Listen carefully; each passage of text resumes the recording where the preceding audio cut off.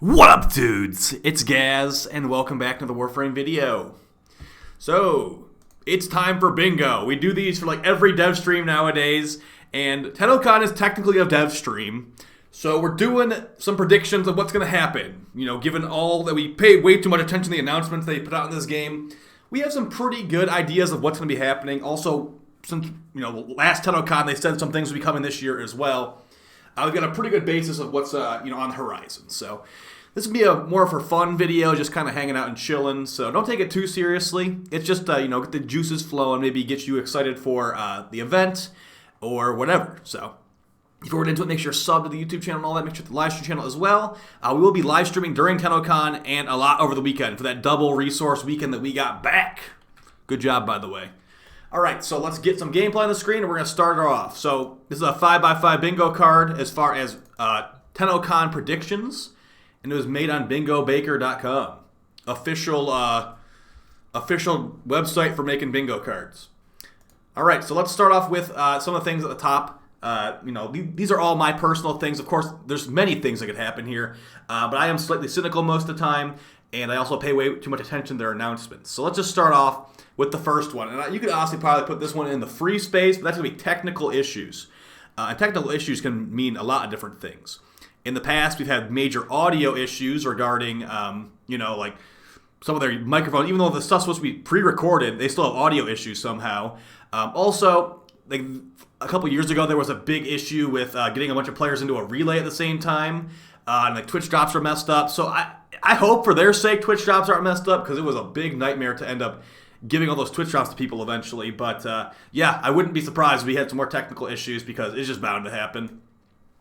Next one, frame, reworks, and announcements. Now, we know they don't really do these as much anymore, unless they can make money off of it somehow. So what I'm thinking is maybe there will be some type of some rework. I hope.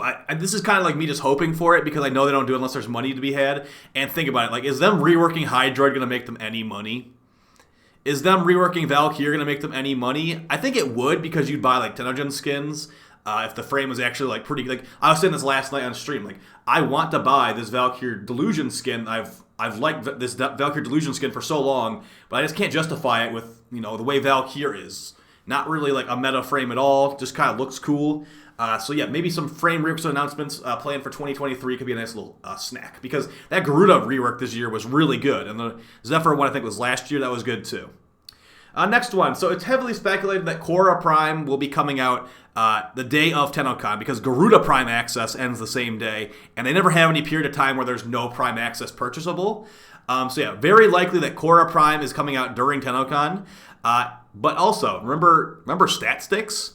I know for a fact that some of the gameplay designers at DE don't like stat sticks, and they just said they weren't going to nerf them because people paid a lot of plat for the Rivens.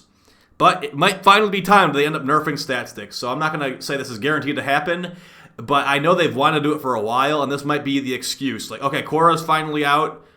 Or no, what they might do is wait until Korra's been out for like a month and then nerf stat sticks. But I'm not selling my stat stick Rivens yet, but I would definitely keep an eye out for something like that potentially happening. Moving on to a really good one here that I hope is really going to happen is raids. If you did that, there was like a Warframe player survey earlier this year. One of the things on there is, what level would you like the raids to be if they come back? And it was like Steel Path was the highest one you could pick. Like Swordy level was like level 100 underneath that.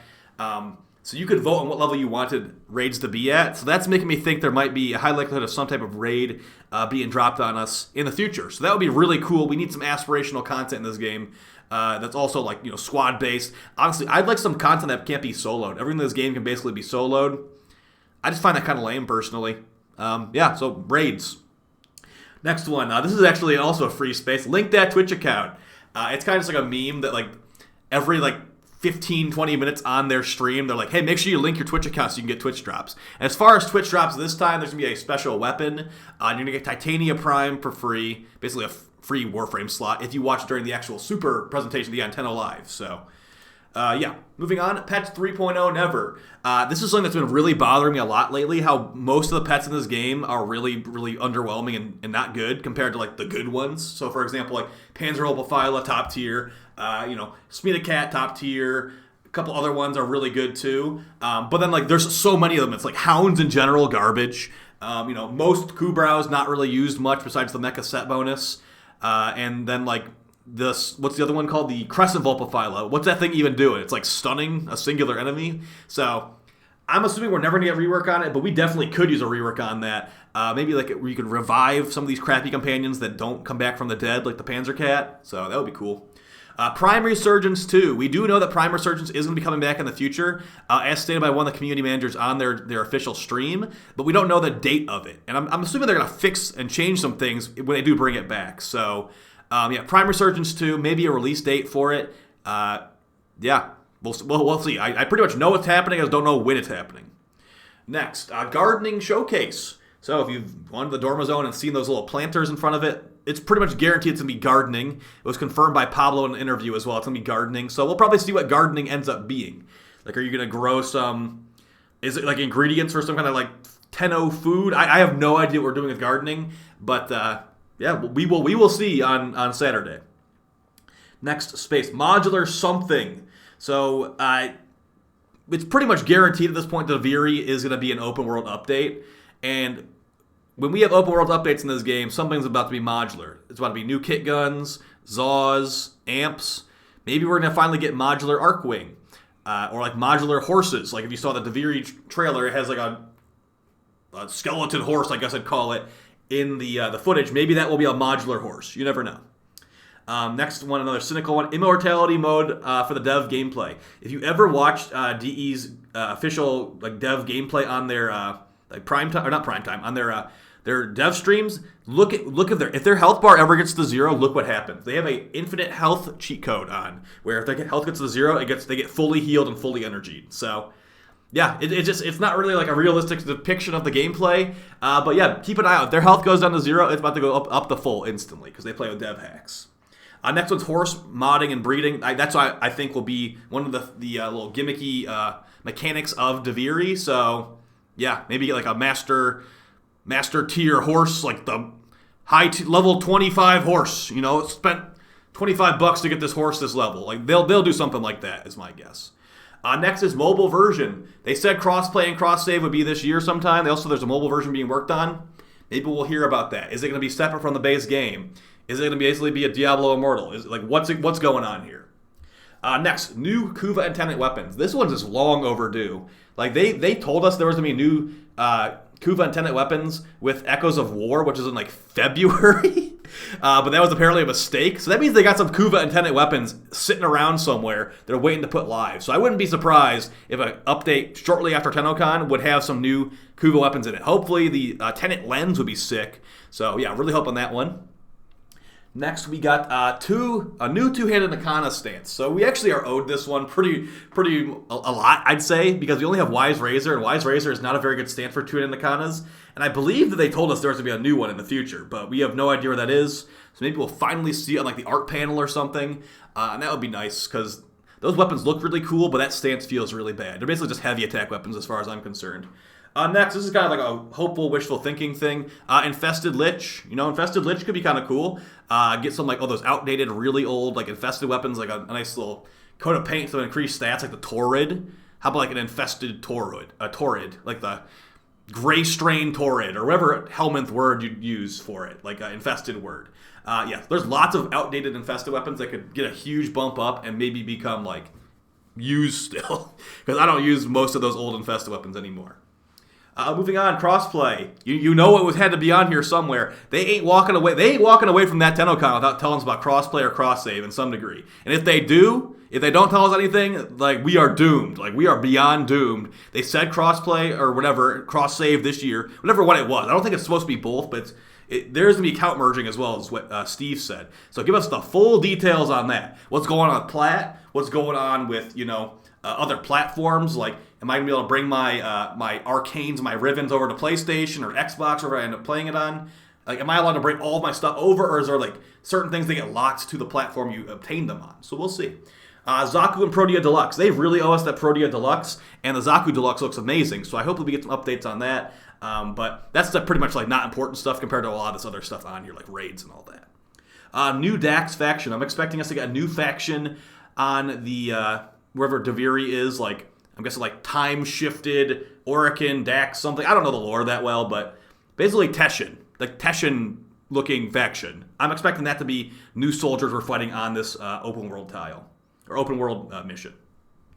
Next, Korra Prime Helmet looks bad. This is me just being cynical again. That Garuda Prime Helmet looked way too much like Zephyr, if you ask me. And I did not like it one bit. So if they do that again with one of my other favorite frames, Korra, that would just be stupid. But hey, you know what? Maybe they'll do it anyway because they just don't try as hard sometimes, I guess. Okay, moving on. Werewolf frame reveal.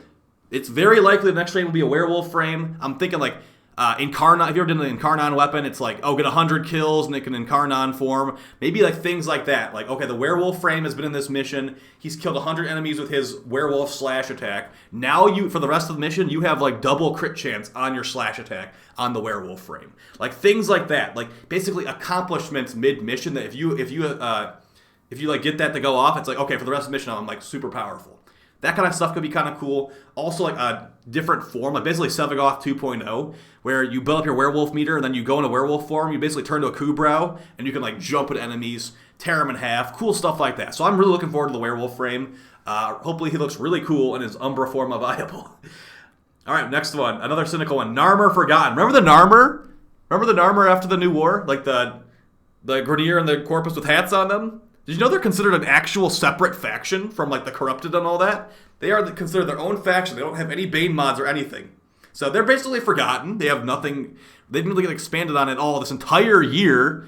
So maybe they'll expand on them more with Deviri. I hope so, at the very least, because you gave an entire little faction bar right there. Give me a reskin 2016 bounty, dude. Like I'm not that gullible. I ain't gonna fall for that. So maybe actually make that feel fleshed out properly. Maybe. Next one, actually making the Drifter feel unique. If you beat in the New War and you have the Drifter, you're just like, this is basically just the Operator as far as I'm concerned. Doesn't have any special abilities. I think it has like a different role, and that's like the main difference there. Yeah, make the Drifter a separate, like, different feeling thing. Make the Drifter have, different focus abilities. Make it have different Void Dash, whatever. That would be interesting to me, because I never use the Drifter myself, because there's no reason to. Not to mention they're missing a bunch of cosmetics, too, compared to the normal Operator. Last two we got here, we got second half of the Augment reworks. If you have been playing this year and you remember, I think it was the Echoes of War update, we got like a bunch of Augment reworks. I think it was like A through L is what they did. Whereas basically like they did like Ashes, Smoke Shadow Augment got reworked, like a buff. Like they did Hydroid Augments, which are kind of underwhelming, but that's just Hydroid in general. That kind of stuff. They did A through L, and they said the second half will be coming this year. So I'm expecting maybe we'll get some information on the Augment reworks during Tennocon. That seems like kind of like not super important stuff to be talking about, but hey, you know what? Maybe they've got a lot of stuff to talk about anyway, so we'll see. And the last one is Yareli, Caliban, Gyre, Who Dat. I have this personal feeling that they are not really like iterating on frames as much post-launch as they should. They told us they were going to buff Caliban after his launch, and they only buffed him once ever, and then just kind of forgot about him. Same with Yareli. I mean, no, Yareli got lots of changes, actually. Yareli's just a bad idea for a frame, so maybe she's unsavable. But Gyre, has Gyre gotten any changes, really? Like, I'm playing her in the gameplay footage right here. She does not feel very good to play. You basically really want armor strip. You really need survivability. I'm completely crutching on shield gating here with Molt and, like, Augur and Brief Respite. I don't know, man. Like, and her ability, durations, like, her 3, the energy regen per second, feels really weak. And you need to mod for duration and all this stuff. It doesn't feel good. Like, I don't know. And then, like, she used to do more damage with her Lightning Storm, and that got patched out, too. So, I think they could definitely, like, touch up some of these, not even the old frames, not even rework. Give some number changes to some of these recent frames. I'm talking, like, the Yareli, Caliban, and Gyre, specifically. I think that Zaku and Lavos are doing pretty good nowadays. Like, yeah, maybe Lavos could use a little bit more help, but no, he's still good. I think these newer frames could definitely use a little bit of touch-up.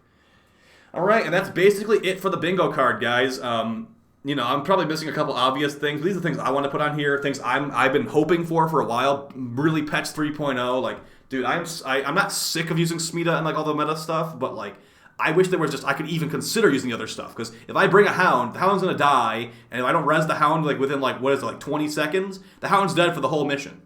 And it wasn't even useful in the first place. So, yeah, I would love to see something like that, but I'm really not holding my breath. I'll see you guys next time. Yeah, lots of streams and videos going forward. We'll have a Tennocon coverage video and all that. Take it easy, guys. Peace.